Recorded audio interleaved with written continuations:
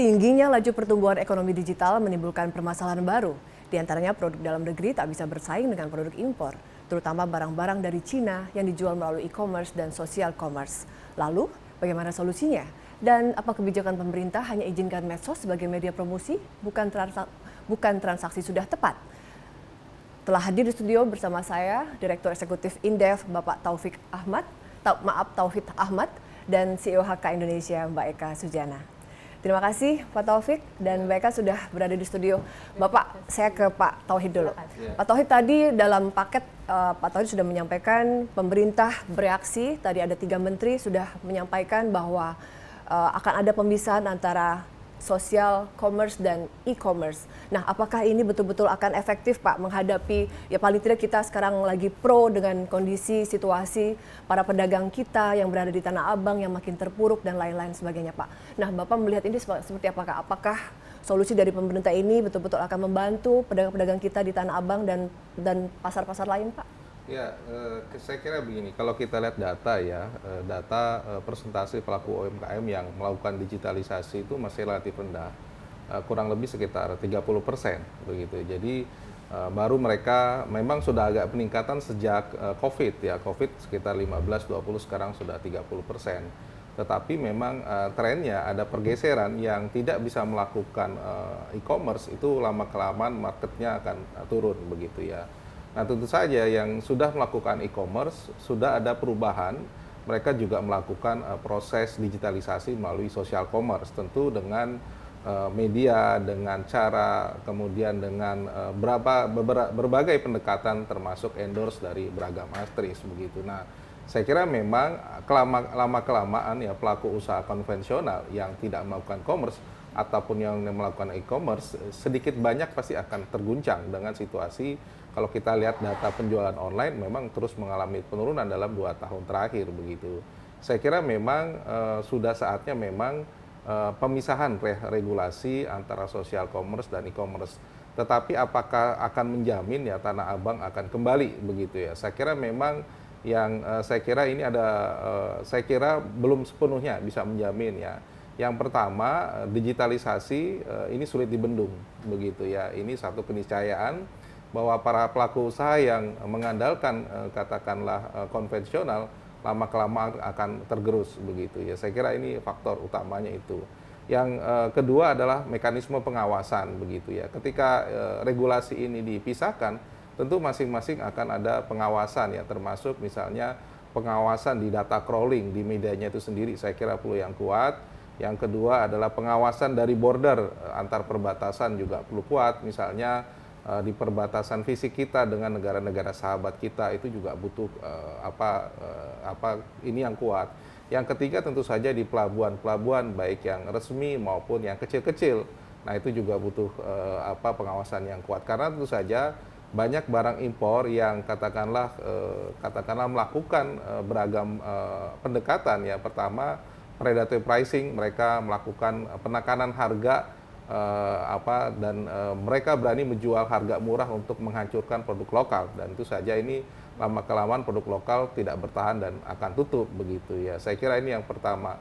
Yang kedua, yang ilegal juga kemungkinan bisa saja terjadi begitu ya, karena begitu banyaknya saluran, begitu banyaknya media untuk melakukan begitu. Nah ya, apalagi tidak ada batasan, kita bisa langsung katakanlah importasi dengan jumlah yang kecil-kecil. Nah, ini yang membuat produk-produk lokal kita akhirnya lama-kelamaan tergerus. Memang di satu sisi produk lokal kita kalau bersaing mungkin saja dari desain, kualitas dan sebagainya, tetapi memang harus ada upaya membangun daya saing produk lokal kita agar bisa berkompetisi begitu. Saya kira memang banyak hal ya, kalau nilai apakah 2 regulasi ini efektif mungkin tidak sepenuhnya ya, tapi butuh waktu. Tapi para saat itu bukan sekedar regulasi, ada juga regulasi tambahan, misalnya dikaitkan dengan bea impor ya. Beberapa produk ya itu memang harus dikenakan bea impor yang lebih tinggi. Bahkan katakanlah negative list ya, barang-barang yang memang perlu kita lindungi. Jangan sampai produk dalam negeri yang memiliki keunikan dan sebagainya itu lama-kelamaan hancur oleh produk luar begitu. Saya kira ini memang yang harus diproteksi dari para pelaku usaha kita, terutama UMKM kita begitu. Nah, Pak Tauhid, kalau saya melihat kan sebetulnya begitu banyak persoalan. Artinya ini sumbunya itu banyak banget. Ada tadi soal pengawasan, kita juga masuknya, ya ini sih pasar bebas ya Pak. Betul. Artinya ini hal yang tidak bisa kita nafikan, hal yang Betul. tidak bisa kita hindari. Apalagi saat di industri digital membuat perdagangan makin bebas. Nah, apakah misalnya tadi yang seperti Bapak bilang ada regulasi, ada pengawasan, lalu kemudian pedagang-pedagang kita yang UMKM lokal bisa hidup, bisa tadi soal bahwa kualitas juga mereka harus tidak boleh kalah bersaing. Nah, bagaimana Pak? Kalau misalnya produk mereka sudah sebetulnya tidak kalah bersaing, tapi kalah oleh harga Pak. Harga luar itu murah, tapi juga bagus gitu. Nah ini kan saya sebagai pembeli misalnya, saya tentu akan pilih toh kualitasnya sama, saya nggak peduli mau lokal mau impor, tapi saya beli yang murah dan bagus. Nah itu gimana Pak menghadapinya? Ya, memang ada beberapa policy. Yang pertama tentu saja pemerintah harus melakukan kebijakan anti dumping atau katakanlah melakukan penyelidikan apakah dalam komponen harga yang murah itu ada mekanisme subsidi di dalamnya atau tidak ada pengenaan pajak dan sebagainya, dan pemerintah bisa melakukan gugatan ke WTO. Saya kira ini melakukan beberapa tindakan. Yang kedua, kita juga bisa saya kira suatu hal yang wajar di WTO ada kebijakan non tarif measure atau non tarif barrier. Apakah dari segi standarisasi yang sifatnya teknik, kemudian dari sisi apakah memang mengandung zat-zat yang berbahaya dan sebagainya, itu bisa dilakukan. Dan pemerintah juga harus menyiapkan standarisasi untuk SNI di semua produk. Bukan hanya yang lulus uji ya, tetapi yang produk berikutnya. Kadang yang uji misalnya 10 atau berapa, tapi sisanya yang importasi yang besar itu cenderung untuk under standar. Nah ini yang seringkali terjadi begitu ya. Saya kira memang kalau ketika harga terlalu murah ya patut dicurigai, misalnya produk-produk device ya elektronik ya, untuk misalnya ini HP yang pelengkap HP ya itu kan murah meriah, aksesoris HP begitu, sehingga kalau produk lokal kalah bersaing. Nah saya kira itu yang kemudian patut dilihat ya. Nah memang apalagi produk tekstil ya, saya kira ini yang menghantam memang di produk tekstil. Memang ada problem di kita, bahan baku kita memang dari impor begitu ya. Sebenarnya di dalam negeri tidak boleh importasi dalam bentuk pakaian jadi gitu kan. Nah ini yang kemudian apakah ada pengawasan yang lemah dan sebagainya, sehingga yang jadi ini bisa langsung bisa kita peroleh dengan importasi langsung. Harusnya memang setengah jadi diolah di sini, diproduksi di sini, baru diperjualbelikan begitu. Jadi memang tinggal apakah memang pemerintah memiliki political will dan juga kerangka aksi yang lebih nyata ya, bukan sekedar regulasi. Regulasi mungkin mudah, tetapi faktanya memang bagaimana dikawal dan diimplementasikan, karena perlu soliditas ya. Tadi kita perlu bagaimana tidak hanya 3 menteri yang terlibat, Kementerian Perindustrian seberapa jauh terlibat membangun daya saing produk industri kita. Kemudian Kementerian Keuangan terutama Bea Cukai seberapa jauh ikut mengawal, termasuk misalnya kepolisian ya mengawasi penyelundupan yang ilegal itu juga terlibat, termasuk misalnya yang aparat penegak hukum ketika tahu banyak sekali yang ilegal ini muncul ataupun yang melakukan kecurangan juga ikut terlibat dalam proses ini. Nah ini yang saya kira memang tidak cukup hanya mengeluarkan permendak solusinya selesai. Nah itu saya kira butuh kerja keras begitu. Ya. Pak Tauhid, terima kasih. Nanti saya akan tanyakan lagi, Siap. tapi kita ke Mbak Eka dulu. Ini ada Mbak Eka bersama kita di studio. Mbak Eka adalah CEO dari HK Indonesia. Nah, apakah itu HK? Yang pasti bergeraknya di bidang TikTok Shop. Jadi banyak sekali saat ini para pegiat-pegiat, pelaku-pelaku yang jualan secara online. Mbak Eka silakan jelaskan dulu HK ini aktivitasnya seperti apa, dan biar teman-teman melihat dan bisa belajar dari bagaimana aktivitas online shop seperti ini. Oke, baik. Jadi kalau HK Indonesia sendiri kami baru berdiri Kak. Jadi baru 2 tahun yang lalu lah ya, pada saat pandemik. Jadi ini betul-betul sebetulnya kami ini kalau mau dibilang bahwa kami ini produk digital ketika pandemik itu terjadi. Jadi semua offline kan dalam tanda petik turun gitu. Kemudian kami mencoba untuk berubah. Nah, perubahannya itu adalah salah satu bagaimana kemudian kita masuk ke dalam digital. Nah, salah satunya pada saat itu kita melihat perkembangan Saya masih ingat banget bulan Juni, Kak, bulan Juni 2021 TikTok Shop di Indonesia di launch. Jadi kita lihat banget dari jualan 30.000 sampai kemudian sekarang besar sekali, semua device segala macam masuk ya. Jadi kalau mau dilihat sebagai HK itu apa, kita MCN-nya TikTok. Jadi kita bagian dari TikTok Agency untuk memperkenalkan sebetulnya ini model baru untuk berbisnis gitu. Jadi kami cukup struggling Kak, karena ini kan sebetulnya model bisnis baru ditambah lagi kompetensi baru ya kan.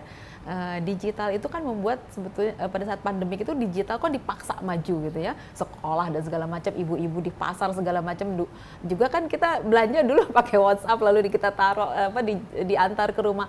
Nah kurang lebihnya sebenarnya udah belajar gitu. Nah saya saat awal-awal mulai dengan TikTok Shop atau TikTok melaunch dengan TikTok Shop-nya itu ingat banget itu saya 6 bulan itu struggling banget untuk TikToknya sendiri mengenalkan bahwa there is something yang ada di dalam platform yang bisa dipakai untuk commerce gitu ya. Itu juga effort kok Kak gitu. Nah, perubahan itu sebetulnya saya tuh udah melihat dan lumayan teriak-teriak lah ya bahwa hey, ini model bisnis baru ini akan membutuhkan kompetensi baru.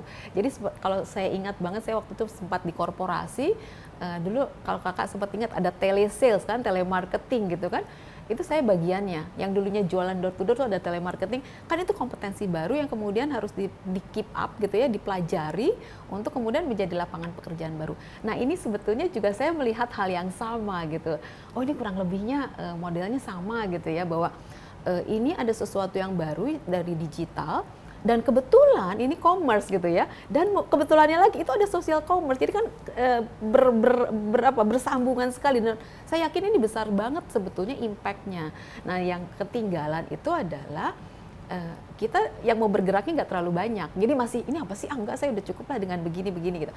Nah kami sebetulnya pernah Kak, jadi kita sampai minta bantuan lah atau dengan beberapa bank gitu. Saya bilang Bapak Ibu yang punya nasabah bank nasabahnya di Pasar Tanah Abang ini, saya clear banget ya, kami dengan tim itu kita ajarin deh gitu, kita ajarin untuk bagaimana mereka masukkan produk mereka di toko gini-gini, lalu bikin shopnya, lalu bagaimana live-nya, bagaimana kan itu ada kompetensi-kompetensi yang memang harusnya dibangun gitu ya, melihat algoritma operation-nya gitu. Nah itu kita udah coba gitu. Cuma mohon maaf ya Kak, mungkin melihatnya ini apa ya, barang baru gitu ya. Terus saya udah cukup tua lah untuk ikut masuk ke sana. Tapi yang harusnya dipahami barangkali ini digital loh ya gitu. Ini dunianya udah beda begitu habis pandemik, digitalnya udah beda loh dengan digital waktu sebelumnya gitu ya, sebelum pandemik terjadi. Jadi kalau saya selalu melihat kami kebetulan kami di HK itu anak-anak muda ya, cukup banyak lah 60-an orang anak-anak muda. Mereka memang digital itu ya, hidup di dunia digital, jadi cepat banget. Nah saya kan harus masuk ke sana gitu. Saya mencoba untuk adaptasi dan saya melihat bahwa faktornya adalah mau nggak kita berubah gitu. Saya juga bagian dari merubah itu yang tadinya saya main di edukasi. Nah termasuk di HK itu karena kita melihat bahwa ini lapangan pekerjaan baru bakalan membesar gitu, sehingga kami juga melakukan edukasi Kak. Jadi kita masuklah ke BIMTEK di kementerian, ke kampus-kampus. Dengan kondisi pandemik aja kita lari loh ke kampus dengan online dan segala macam kita lakukan. Lalu terakhir ini juga kita terlibat juga di prakerja. Jadi kita udah kurang lebih mungkin 3.000 orang udah kita masuk ke dalam platform kita untuk kita latih. Dan akhirnya kami tahu bahwa ada gap knowledge, skill yang memang kita harus bantu gitu. Jadi yang tadinya saya bilang tadi di Tanah Abang itu bukan nggak mau ternyata. Rupanya mereka nggak tahu caranya gitu. Jadi mungkin di situ. Mbak Eka, kita akan lanjutkan karena ini menarik sekali. Intinya adalah karena ini udah disrupsi ya, mau tidak mau pedagang offline itu sudah harus segera go berpindah online. Kita akan membahas lagi setelah pemirsa, kita akan membahasnya kemudian setelah pariwara berikut ini. Tetaplah di Laporan 8 Siang.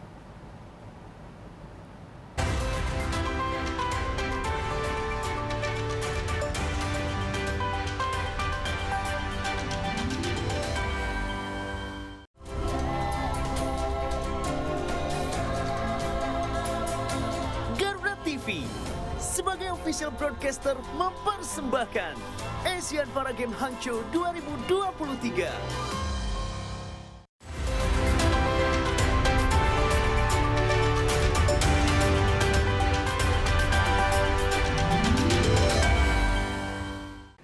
Anda masih bersama Laporan 8 Siang. Kita akan melanjutkan percakapan bersama Mbak Eka Sujana dari HK Indonesia, TikTok Agency, dan juga Pak Tauhid dari Indef. Mbak Eka dulu, Mbak tadi menggelitik. Sebetulnya para pedagang, saya salah satu di Tanah Abang yang Mbak Eka sudah datangi, mereka sebetulnya tertarik bahwa mau nggak mau nih semua sudah beralih ke digital, ke online. Mereka tuh sebenarnya mau belajar, tapi mereka nggak tahu caranya. Nah, Mbak Eka yang sudah ya mungkin dengan social responsibility-nya menyentuh mereka. Nah, apakah Mbak Eka melihat pemerintah sudah menyentuh mereka bahwa mereka diberikan pelatihan kompetensi?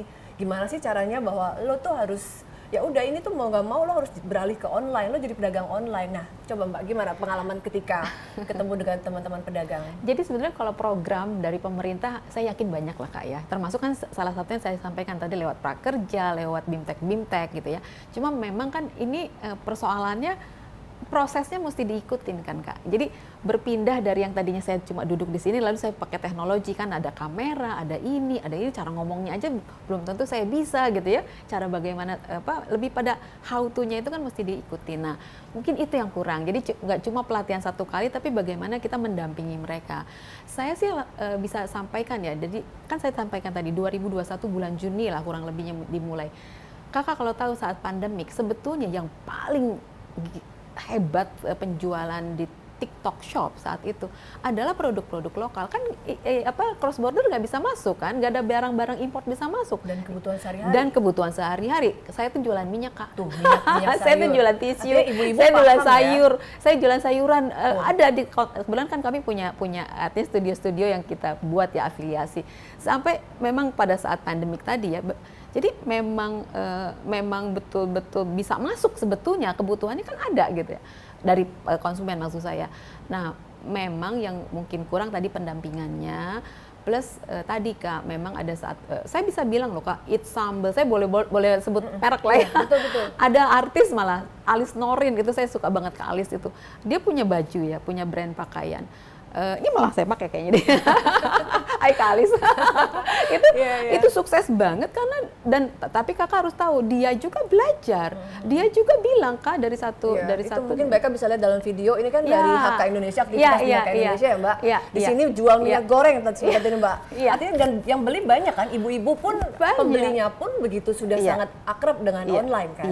Iya. Dan Kakak kalau lihat tadi banyak yang muda-muda ya Kak. Itu bagian dari kami melakukan pengembangan kompetensi dari mereka karena saya bilang ini mau ada maaf ya mungkin TikTok Shop sekarang lagi mungkin mau dibetulkan dulu secara regulasi ya.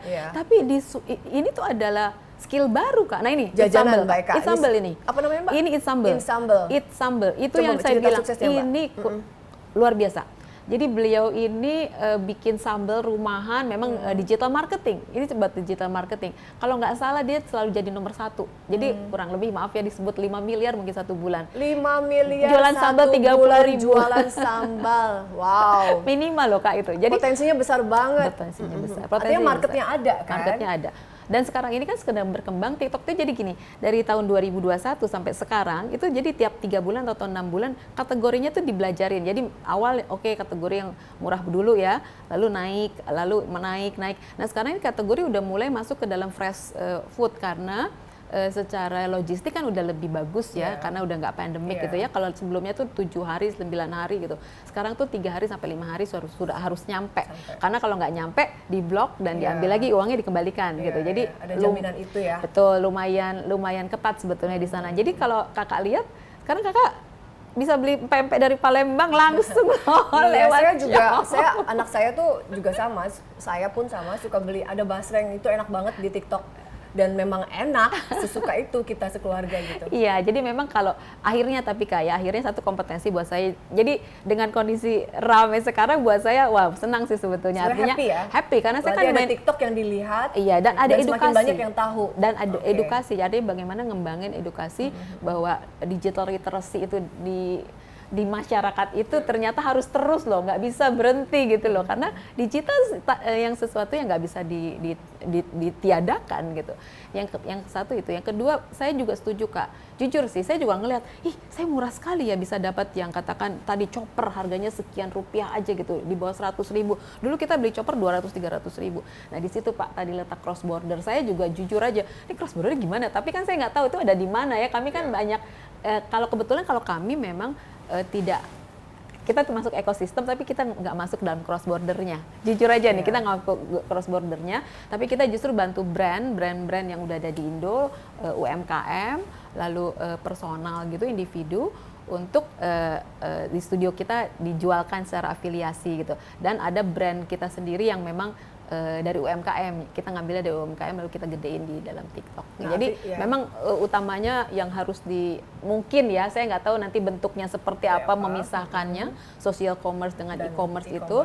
Tapi yang terpenting memang pengawasan yang tadi disampaikan sama Pak Tauhid itu memang valid banget gitu. Kalau kita memang mau memproteksi ya Pak, karena yang namanya siapa sih Pak kalau jadi konsumen nggak mau murah dan bagus gitu kan ya. Intinya kan sebetulnya saya di sana sih. Iya. Oke, makasih Mbak Eka. Nanti kita akan tanyakan beberapa hal lagi. Pak Tauhid, tadi yang seperti dijelaskan oleh Mbak Eka, ada ekosistem yang betul-betul potensial dan buktinya sudah banyak sekali pelakunya yang mendapatkan keuntungan ekonomi yang tinggi Pak. Artinya pada pedagang-pedagang offline yang sekarang ada di Tanah Abang, saya juga melihat ada beberapa pusat-pusat pertokoan lain yang justru sebetulnya aktivitas mereka lebih banyak online.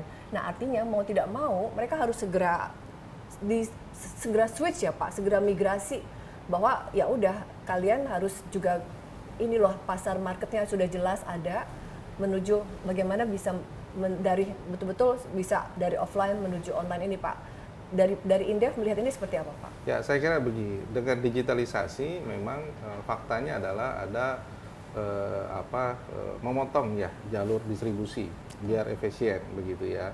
Sehingga tadi katakanlah distribusi sampai level D1, D2 atau D3 itu dengan digitalisasi terpotong sehingga harganya bisa relatif murah.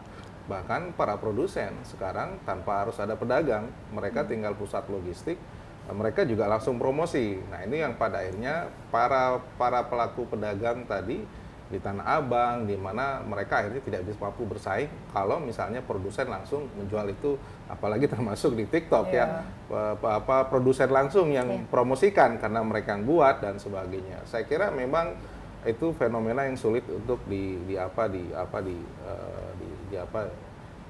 kita pisahkan begitu ya. Tetapi memang yang kesulitan adalah kalau produk itu bukan berasal dari dalam negeri. Nah ini yang belum kesulitan, baik di e-commerce maupun di TikTok. Nah, itu banyak yang tidak rasional, apakah tekstil, kemudian produk makanan, termasuk produk elektronik. Nah ini yang kemudian memang menggerus. Saya kira menggerus daripada potensi lokal. Saya kira ini yang kemudian terjadi.